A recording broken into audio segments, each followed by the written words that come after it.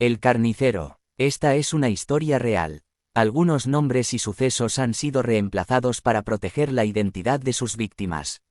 El único testigo de los hechos aquí descritos es una cámara de seguridad instalada en el lugar. La única sobreviviente está internada en un hospital psiquiátrico y jamás pronuncia una palabra. Todo comenzó un otoño cuando el frío de aquel entonces obligaba a todos a vestir muchos ropajes. La familia pasaba por algunos problemas económicos y de relaciones interpersonales. Definitivamente no era el mejor momento de sus vidas. Un día, María, la esposa del carnicero, había adquirido un nuevo puesto en su trabajo. Sin embargo, eso no traería más adelante las mejores noticias. Su marido, un tipo sonso, era dueño de una carnicería en el barrio. Todo el mundo lo conocía como una persona tranquila, jamás discutía con nadie y atendía muy dichoso su local. Aunque estaban pasando por un mal momento, él siempre supo mantener una postura positiva. El nuevo trabajo de María le significaba más horas fuera de casa y, por ende, más riesgos. Una oscura historia comenzó a tejerse en su vida cuando conoció al nuevo jefe a cargo suyo. Las interminables horas de trabajo culminaban, casi siempre, con salidas a moteles y mucho alcohol entre ambos.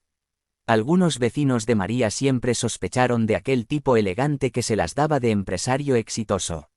Un día decidieron hablar con el carnicero, quien en un principio se mantuvo incrédulo frente a la situación, prefería que llegase el día en que tuviese pruebas concretas del engaño de su esposa.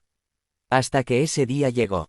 El arduo trabajo le significaba ir a casa cansado y somnoliento, cada jornada era insaciable y la gente necesitaba su preciada carne. Un día llegó como siempre a su hogar. Dejando sus tétricos ropajes de carnicero en el sillón, pasó a la habitación de él y su esposa, en donde ésta se encontraba acompañada de su jefe. El descaro de la infiel era tal que al encontrarse en la dolorosa situación, no supo qué hacer. El carnicero, que jamás había dañado a nadie en su vida, partió a la cocina de la casa para tomar el cuchillo más grande que tenía.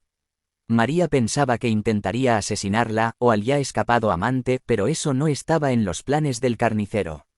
En ese momento estaba pasando por un desorden tremendo, y sus decisiones lo llevaron a la locura de ir a su trabajo, como siempre, con su tenida de carnicero y su enorme cuchillo en sus manos. Era casi medianoche y la carnicería había sido cerrada por él mismo, y entró como cuando llegaba a trabajar cada mañana.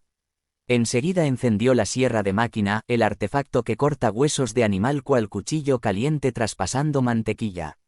Tomó la peor decisión de su vida y cobardemente se suicidó. Todo fue registrado por la cámara de seguridad que en ese momento estaba funcionando. Minutos más tarde llegó María al local, encontrándose con la macabra escena de su esposo muerto, con la cabeza en el suelo mutilada de su cuello y el cuerpo aún reposado sobre la máquina, conservando su cálida temperatura. Incluso el cuchillo que tenía seguía ahí, apretado por su gran y rígida mano derecha con la que destrozaba carne y huesos de animal. La policía local lo declaró un suicidio basándose en la grabación de la cámara de seguridad. Pero ese no es el final de la historia. La ya deshecha familia del difunto carnicero empezaría a sufrir las graves consecuencias de los actos de María. Se dice que en algunas frías noches de otoño el cadáver del carnicero vuelve a la escena del crimen para suicidarse una y otra vez. A veces, en la casa de María se oyen gritos de dolor y el sonido de una sierra cercenando la cabeza del carnicero. Cuando los gritos cesan, el carnicero ata su cabeza nuevamente a su cuerpo y toma el cuchillo más grande de la cocina.